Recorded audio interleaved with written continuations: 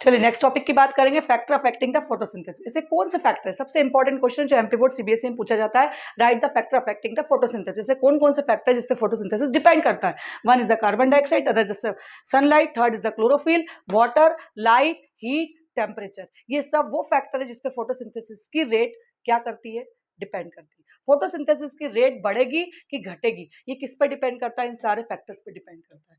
कुछ फैक्टर्स तो क्यों जरूरी है, इसके लिए हम कुछ एक्सपेरिमेंट शो करेंगे, लेकिन सबसे पहले थोड़ा सा हम एक क्वेश्चन को थ्योरेटिकल देखते हैं कि यदि कार्बन डाइऑक्साइड का रेट इंक्रीज होगा तो फोटोसिंथेसिस का रेट भी इंक्रीज होगा। लेकिन मॉर्निंग और इवनिंग टाइम पे मैंने आपको बताया था कि यहां पर ये हो जाता है कंपनसेशन पॉइंट काय का, और जितना कार्बन डाइऑक्साइड रहता है उतना ही ऑक्सीजन निकलता है, और जितना कार्बन डाइऑक्साइड लिया जाता है उतना ही ऑक्सीजन लिया जाता है। That is the compensation point.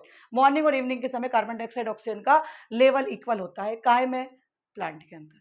ठीक है, तो कार्बन डाइऑक्साइड का रेट बढ़ेगा, फोटोसिंथेसिस का रेट बढ़ेगा। सनलाइट, यहां पर ऐसा होता क्यों है, क्योंकि सनलाइट लो होती है। ये कंपनसेशन पॉइंट क्यों आता है, क्योंकि सनलाइट लो होती है मॉर्निंग में और इवनिंग में। तो ऐसे समय कार्बन डाइऑक्साइड और ऑक्सीजन दोनों का लेवल बराबर होता है, और ये जो बॉडी के अंदर कार्बन डाइऑक्साइड बन रहा है उसका उपयोग करते हैं, और उसी ऑक्सीजन का उपयोग वहां पर उस कार्बन डाइऑक्साइड को बनाने के लिए कर लेते हैं। तो ये पॉइंट जो होता है वो कंपनसेशन पॉइंट कहलाता है। अब लेकिन फैक्टर की बात करूं तो जितना ज्यादा सनलाइट मिलेगा, जितनी इंटेंसिटी में लाइट मिलेगी, उतनी इंटेंसिटी में फोटोसिंथेसिस की रेट बढ़ेगी। लेकिन ये भी एक सैचुरेटेड पॉइंट होता है, किसी जगह पर आकर एक कांस्टेंट हो जाता है। उसी प्रकार से क्लोरोफिल की प्रेजेंसी भी फोटोसिंथेसिस को मायने रखते हैं। यदि क्लोरोफिल नहीं है, नॉन क्लोरोफिल प्लांट कभी भी ऑटोट्रॉफ नहीं होते, सिर्फ क्लोरोफिलस प्लांट ही ऑटोट्रॉफिक न्यूट्रिशन शो करते हैं। उसी प्रकार से वाटर एक रॉ मटेरियल है जिसका उपयोग करके ही कार्बन डाइऑक्साइड और पानी मिलकर ही ऑर्गेनिक मैटर बनाते हैं। क्योंकि लाइट रिएक्शन में जो स्टेप होती है, जो रिएक्शन होती है, वो वाटर की होती है, जहां पर वाटर क्या होता है, स्प्लिट होता है टू पार्ट्स में, उसी हाइड्रोजन का यूज किया जाता है और ऑक्सीजन की रिलीजमेंट होती है। टेम्परेचर जितना ज्यादा बढ़ेगा उतनी ज्यादा रेट ऑफ फोटोसिंथेसिस होगी, किंतु टेम्परेचर पर भी किसी एक हाई टेम्परेचर पर जाकर फोटोसिंथेसिस की रेट कॉन्स्टेंट हो जाती है, फोटोसिंथेसिस की रेट रुक जाती है।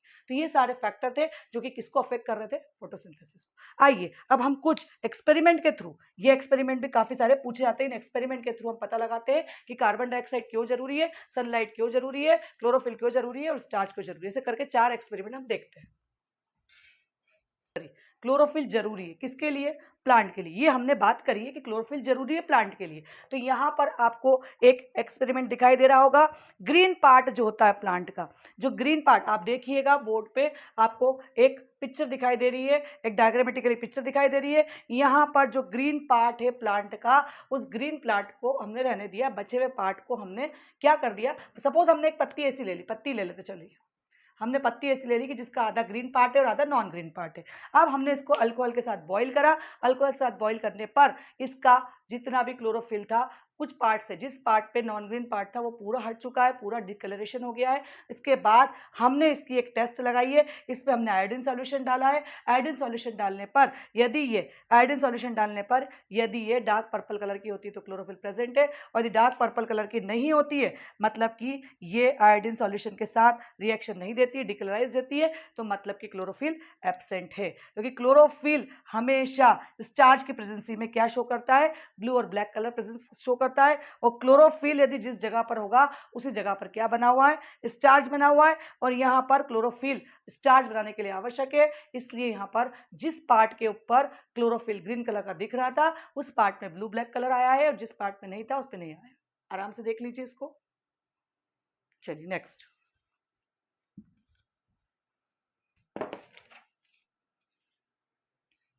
चलिए अब फिर से आपको एक एक्सपेरिमेंट दिखाई दे रहा है। इस एक्सपेरिमेंट के आप अंदर क्या देख रहे हैं, एक पत्ती है, एक पत्ती आधी ऊपर है, आधी एक बाउल के अंदर है। उस जो बीकर के अंदर है, उस बीकर के अंदर पोटेशियम हाइड्रोक्साइड का सॉल्यूशन है, जिसने पोटेशियम हाइड्रोक्साइड की एक कैपेसिटी होती है कि वो कार्बन डाइऑक्साइड को एब्जॉर्ब कर लेता है। उसने कार्बन डाइऑक्साइड को एब्जॉर्ब किया, और कार्बन डाइऑक्साइड को एब्जॉर्ब करके उतनी उतनी जगह का कार्बन डाइऑक्साइड हटा दिया।